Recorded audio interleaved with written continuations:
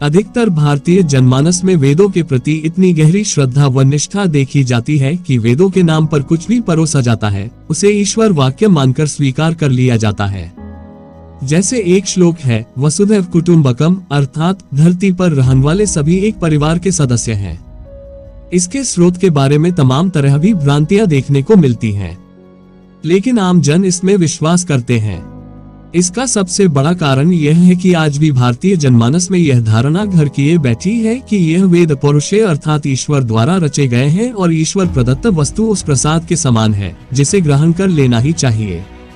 यही सबसे बड़ा कारण है देश के हिंदू जनमानस में इन वेदों की स्थिति वही है जो कि एक ईसाई की बाइबल में तथा एक मुस्लिम में कुरान में हो सकती है। यहाँ यदि कोई अंतर है तो यही है कि इन दोनों संप्रदायों ईसाई व इस्लाम में मात्र एक धार्मिक ग्रंथ है, तो हिंदुओं के 4 वेद ऋग्वेद, सामवेद, यजुर्वेद तथा अथर्ववेद तथा 11 उपनिषद हैं, जिनको वे एक ही दृष्टि से देखते हैं अर्थात दिव्य ज्ञान। हिंदुओं की धारणा है कि इस ईश्वरीय ज्ञान के प्रतीक वेदों के अतिरिक्त विश्व में और कोई धार्मिक ग्रंथ नहीं है। सदियों से हिंदुओं का आचार व्यवहार इन वेदों द्वारा ही संचालित होता आ रहा है। एक अवधारणा के अनुसार जिन ऋषियों ने इन वेदों को रचा वे भारतीय क्षेत्र के नहीं बल्कि आर्य नस्ल के इंडो यूरोपियन जाति के थे, जो अपनी बर्बरता से भारत के मूलवासी द्रविड़ों को कुचलकर यही भारत भूमि पर बस गए। इसी आधार पर इन आर्य ऋषियों को बाहरी तत्व अर्थात विदेशी आक्रमणकारियों की संज्ञा दी जाती रही है। लेकिन इस अवधारणा के विपरीत यह अवधारणा भी आजकल पने को मिल रही है कि इस विश्व का प्रथम मानव नस्ल अफ्रीका जैसे क्षेत्र से आई थी। हमारे इस लेख का विषय मानव सभ्यता से संबंधित नहीं है। अलग अलग धार्मिक ग्रंथों में मानव उत्पत्ति के अलग अलग सिद्धांत पढ़ने को मिलते हैं, जो कि किन्हीं खोजों पर आधारित नहीं बल्कि उस समय के मानव के सीमित चिंतन पर आधारित थे। यदि हम इस ऐतिहासिक अवधारणा को माने कि इन आर्यों ने भारत की धरती पर पहले से बसे द्रविड़ों को कुचलकर यहाँ अपना आधिपत्य जमाया था, तो आर्य होने के कारण इन वेदों के रचयिता कथित आर्य ऋषि मुनियों को विदेशी आक्रमणकारियों की सूची में रखना होगा। लेकिन हमारे इस आलेख का मंतव्य यह नहीं है कि इस तथ्य को तय करे कि आर्य विदेशी थे या नहीं। हमारा उद्देश्य मात्र यही है कि वेदों पर ओढ़ी गई पौराणिकता की चादर पर चर्चा करना। इन वेदों की कालावधि पर चर्चा करें तो विश्व भर के विद्वान एकमत नहीं दिखाई पड़ते। इस वैदिक साहित्य को विश्व का सबसे पुरातन साहित्य माना गया है। यही कारण है कि इसकी पौराणिकता भी इसके प्रति श्रद्धा में वृद्धि करती है। इनकी पौराणिकता को लेकर विश्व प्रसिद्ध यूरोपियन इतिहासकार मैक्स मूलर का मानना है कि इन वेदों का रचनाकाल 1200 ईसा का है। वहीं एक और यूरोपियन विद्वान हॉक की मान्यता है कि 2400 ईसा इन वेदों को रचा गया। बाल गंगाधर तिलक इसे 4000 ईसा की रचना घोषित करते हैं। कई अन्य अंधश्रद्धालु इन वेदों के रचनाकाल को और भी पीछे खींच कर ले जाते हुए देखे जाते हैं, मानो इनको प्राचीन घोषित करने के पीछे ही इनकी महानता छिपी हुई हो, ठीक पुरानी मदिरा की तरह। कहा जाता है कि मदिरा जितनी पुरानी होगी उतना ही उसमें नशा होगा। इन वेदों के बारे विद्वानों का मानना है कि यह किसी एक ऋषि या व्यक्ति द्वारा नहीं लिखे गए हैं। इन्हें कई मुनियों, उस काल के रचनाकारों द्वारा लगभग 2000 वर्षों तक इनका संवर्धन होता रहा था। पीढ़ी दर पीढ़ी इन्हें कंठस्थ किया जाता रहा है। यह सारा वैदिक साहित्य जो कि गद्य या पद्य में उपलब्ध होता है, उन दिनों इनको लिखना वैसे भी एक पापकर्म माना जाता था। यहाँ यह स्पष्ट करना आवश्यक होगा कि इसे ब्राह्मण ही अपने ब्राह्मण गुरुओं के मुख से सुनकर याद कर लिया करते थे। इसी कारण इस साहित्य को श्रुतियाँ भी कहा जाता है। श्रुतियों के अर्थ है सुनी हुई बात। किसी गैर ब्राह्मण को यह ज्ञान नहीं हस्तांतरित किया जाता था। इस साहित्य को एक अति पावन अर्थात ईश्वरीय ज्ञान की संज्ञा प्राप्त थी। इसी कारण इसको कुछ ब्राह्मणों तक गोपनीय स्थिति में रखा जाता था। इसकी पवित्रता व गोपनीयता को बनाए रखने की कवायद को हम आज भी कथित गुरुओं की कार्यपद्धति में देख सकते हैं। कुछ देरावाद के लोग अपने मंत्र अपने श्रद्धालुओं को देते समय गोपनीय रखने की सौगंध देते हुए देखे जा सकते हैं। हम मान सकते हैं कि इन वैदिक मंत्रों को कुछ खास लोगों को ही सुनने, कंठस्थ करने का अधिकारी समझा जाता था। यह एक प्रकार का आभूषण था जिसे छुपा कर ही रखा जाता था ताकि उसकी पवित्रता कायम रखी जा सके। किसी कुपात्र को यह वैदिक मंत्र सुनने की कदापि आज्ञा नहीं थी। यदि इन मंत्रों को कोई कुपात्र भूले से या जानबूझकर सुनने का जीवन दिखाता था तो भारत के ब्राह्मण साहित्य के इतिहास में कान में गर्म सीसा डाल देने के आदेश किसी से ढके छुपे हैं क्या? वर्णाश्रम व्यवस्था का प्रतीक जनेऊ।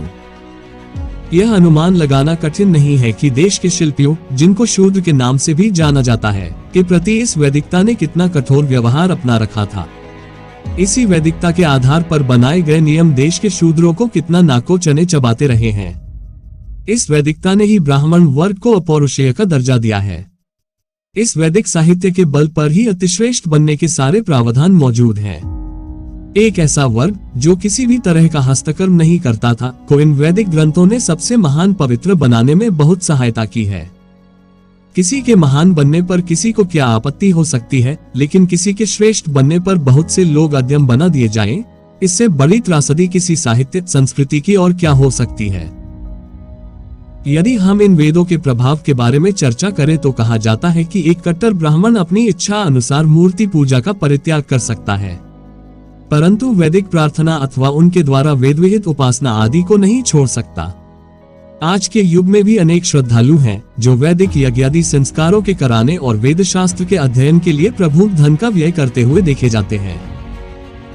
वेदों के प्रभाव के बारे में हम और चर्चा कर दें।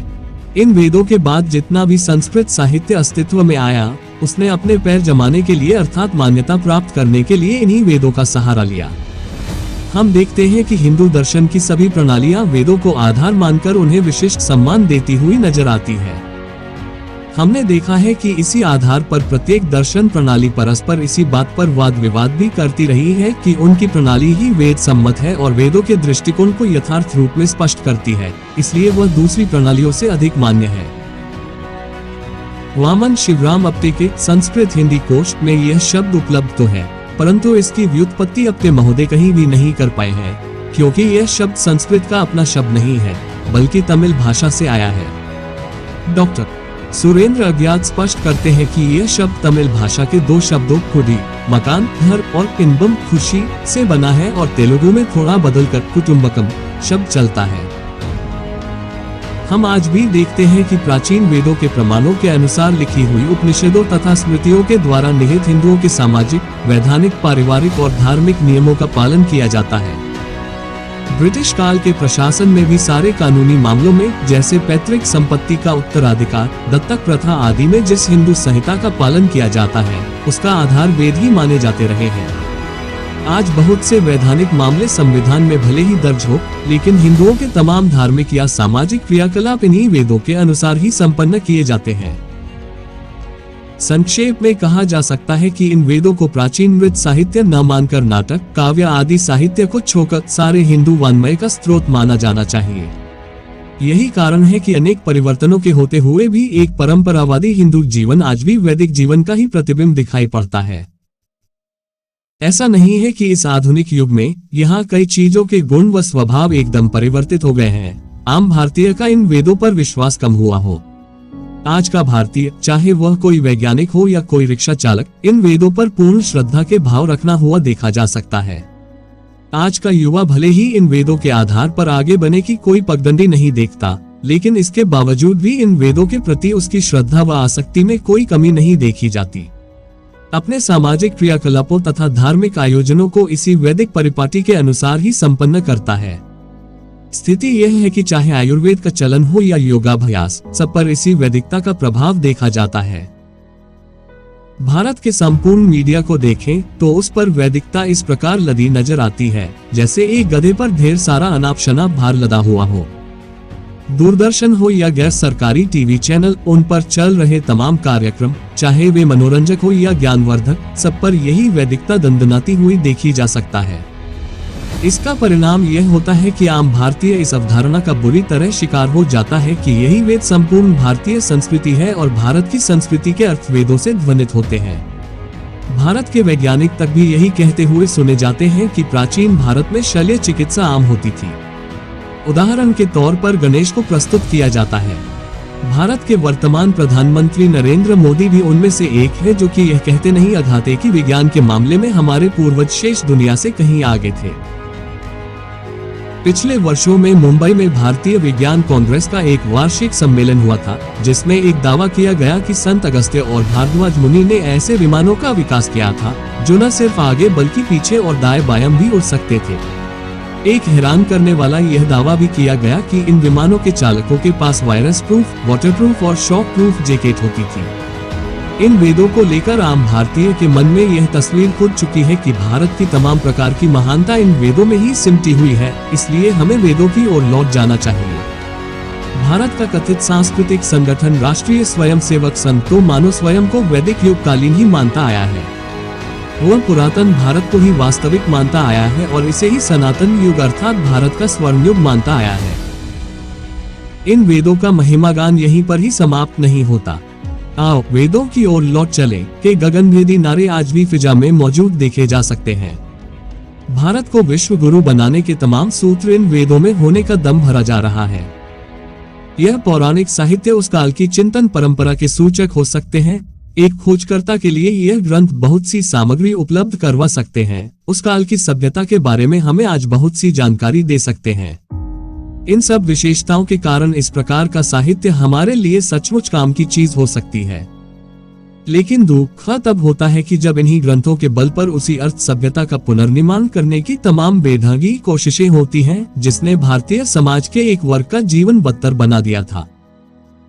यह अद्भुत कहे जाने वाले ग्रंथ किसी भी सभ्यता के लिए गर्व का विषय हो सकते हैं, लेकिन जब इन्हीं ग्रंथों में दर्ज उन विचारों का पीछा करने से भी नहीं चूकते जो आज के आधुनिक युग में कहीं भी कारगर नहीं है, तो स्थिति कितनी हास्यास्पद हो जाती है। यदि इन ग्रंथों के तमाम विचार मानववादी होते तो कौन इन्हें नकारना चाहेगा। भारत की दुर्गति का आधार बनाने वाले विचारों को यदि त्यागा नहीं जाता, बल्कि उन्हें सांस्कृतिक विचार मानते हुए पीठ पर ढोने की प्रक्रिया को दोहराया जाता है, तो क्या इस देश को आधुनिक बनाया जा सकता है। वास्तव में हमारी चिंता सिर्फ यही नहीं है कि इन पौराणिक ग्रंथों को ही भारत की संपूर्ण संस्कृति घोषित किया जा रहा है, बल्कि उन उक्तियों को भी निरंतर दोहराने की हठधर्मिता दिखाई जा रही है, जो इन पौराणिक ग्रंथों में कहीं है ही नहीं। इनका कोई अस्तित्व इन ग्रंथों में मौजूद ही नहीं होता। यह एक बौद्धिक कुटिलता है जिसे मंचों पर बार बार दोहराने में कोई झिझक भी नहीं दिखाई जाती। इसी प्रकार की एक उक्ति की हम चर्चा करना चाहेंगे, जिसे पौराणिक ग्रंथों की उक्ति और समझे। इस शब्द के बारे में बताया गया है कि यह सनातन धर्म का मूल संस्कार तथा विचारधारा है। कहा जाता है कि वसुधैव कुटुंबकम शब्द भारतीय संसद के प्रवेश द्वार पर भी अंकित किया हुआ है। डॉक्टर सुरेंद्र अज्ञात यह सूचना देते हैं कि यह उक्ति प्रामाणिक चारों वेदों तथा 11 उपनिषदों में कहीं दर्ज नहीं देखी जाती है।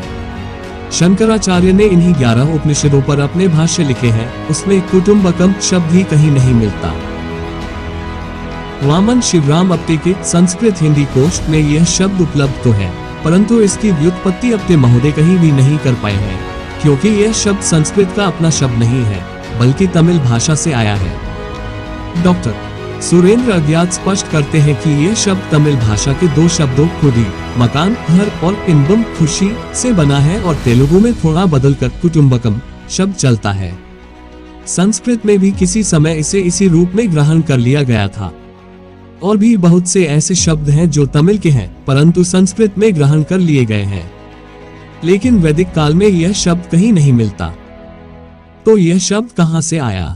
इसके उत्तर में डॉक्टर अज्ञात बताते हैं कि यह शब्द महोपनिषद के श्लोक में है, वह पंचतंत्र में भी है, लेकिन ये दोनों रचनाएं शंकराचार्य काल के बाद की हैं। किसी पुस्तक के साथ उपनिषद शब्द चस्पा कर देने मात्र से वह प्राचीन नहीं बन जाता, क्योंकि उपनिषद तो 20वीं शताब्दी के बाद भी लिखे गए, जैसे रजनीशोपनिषद, अल्लोपनिषद मुगल शासक अकबर के काल में रचे गए। वस्तुतः वेदों की महानता दर्शाने को झूठ का सहारा लेना कहीं भी तर्कसंगत नहीं माना जा सकता। ठीक उसी तरह रामायण जैसे पौराणिक ग्रंथों में सिर्फ शबरी जैसे एक पात्र के कारण उसमें वर्णित तमाम प्रकार की सामाजिक असमानताओं को जायज या ढाका नहीं जा सकता। संपूर्ण पौराणिक साहित्य हमें हजारों वर्षों पूर्व की वैचारिक पद्धति की सूचना तो दे सकता है, लेकिन उसमें व्याप्त उन संदर्भों को आज के संदर्भ में जब तर्कसंगत बताया जाता है तो इनकी पवित्रता को आंच क्यों नहीं आती। इसी पुरातन परंपरा ने देश के एक वर्ग का बहुत अहित भी किया है, जो इसकी पवित्रता पर प्रश्न चिन्ह लगाने की मांग करता है। इस बारे में डॉक्टर अंबेडकर ने भी सवाल उठाया था कि यह अंतर उस ब्रह्म सिद्धांत के बावजूद है जिसकी दुहाई देते हुए ब्राह्मण यह कहते हैं कि ब्रह्म सभी प्राणियों में व्याप्त है और सभी प्राणियों में उसका वास है। यदि ब्राह्मण में ब्रह्म का वास है तो वह आदिवासी, जरायम पेशा और अछूत में भी तो है।